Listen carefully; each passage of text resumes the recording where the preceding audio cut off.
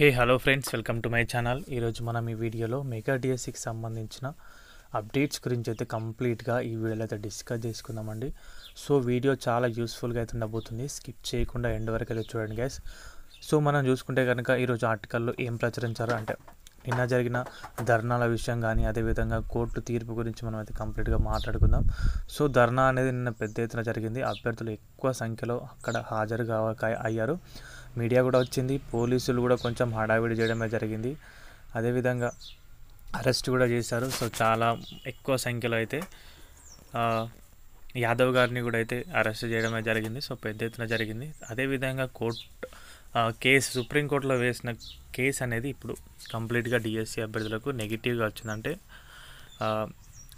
వాయిదా వేయకుండా mega DSC ఎలాగైతే నోటిఫికేషన్ ఇచ్చారో అలాగే కంప్లీట్గా పకడ్బందీగా చేయాలని చెప్పేసి కోర్టు అయితే దానికి సంబంధించి తీర్పు అయితే వెల్లడించింది. మొన్న జరిగిన టెట్ దాంట్లో కూడా చూసుకుంటే కనుక సుప్రీంకోర్టు అనేది కేసు అనేది కొట్టివేశారు. సో అదేవిధంగా డిఎస్సికి సంబంధించి వ్యాజ్యాన్ని కూడా కొట్టివేయడమే జరిగింది. ఈ విషయాన్ని ఆలోచించి చూస్తే ప్రభుత్వం వైపే సుప్రీంకోర్టు అనేది పనిచేసినట్లుగా కంప్లీట్గా అనేది అర్థమవుతుంది. ఎందుకంటే మెగా డిఎస్సికి సంబంధించి ఎంత న్యాయపరమైన పిటిషన్స్ పెట్టినా కూడా ఇప్పటికీ లాస్ట్కి వచ్చి అంటే తుది స్టేజ్కి వచ్చింది, లాస్ట్ స్టేజ్కి వచ్చింది డిఎస్సి నోటిఫికేషన్ అనేది. సో మీరు ఎలా చేస్తారని చెప్పేసి కోర్టు అనేది దాన్ని కంప్లీట్గా కొట్టివేశారు.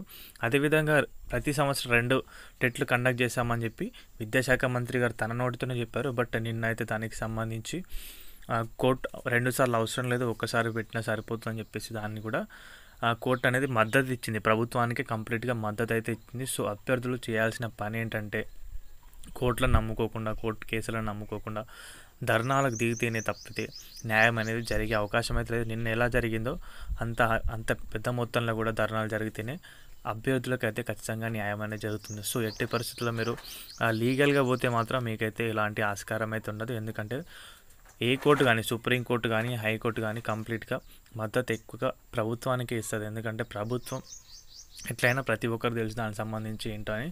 సో మీరు లీగల్గా వెళ్తే కనుక అదే పరిస్థితి అయ్యే అవకాశం అయితే ఉంటుంది. సో తప్పకుండా ధర్నాలకైతే దిగితేనే ఎక్కువ సంఖ్యలో అభ్యర్థులు ఎక్కువ మొత్తంలో రావాలి. ఎవరికైతే వయోపరిమితి పెంచాలని ఉంటుందో, అదేవిధంగా కాస్త గడువు డిఎస్సికి ఉండాలని ఉంటుందో, ఇంకా చూసుకుంటే కనుక ఒకే జిల్లా ఒకే పేపర్ ఉండాలని ఉంటుందో మీరందరూ కూడా ధర్నాలకైతే హాజరుగండి. ప్రతి ఒక్కరు కూడా సోషల్ మీడియాను వాడుకొని ఒక మంచి దగ్గర మీరు ధర్నాలకు దిగితే కనుక ప్రతి ఒక్కరు కూడా న్యాయం అనేది లభిస్తుంది. లీగల్గా పోతే మాత్రం ఎట్టి పరిస్థితుల్లో న్యాయం దొరికే అవకాశం అయితే ఈ రోజుల్లో లేదు. ప్రతి ఒక్కరికి కూడా ఈ విషయం అయితే తెలుసు.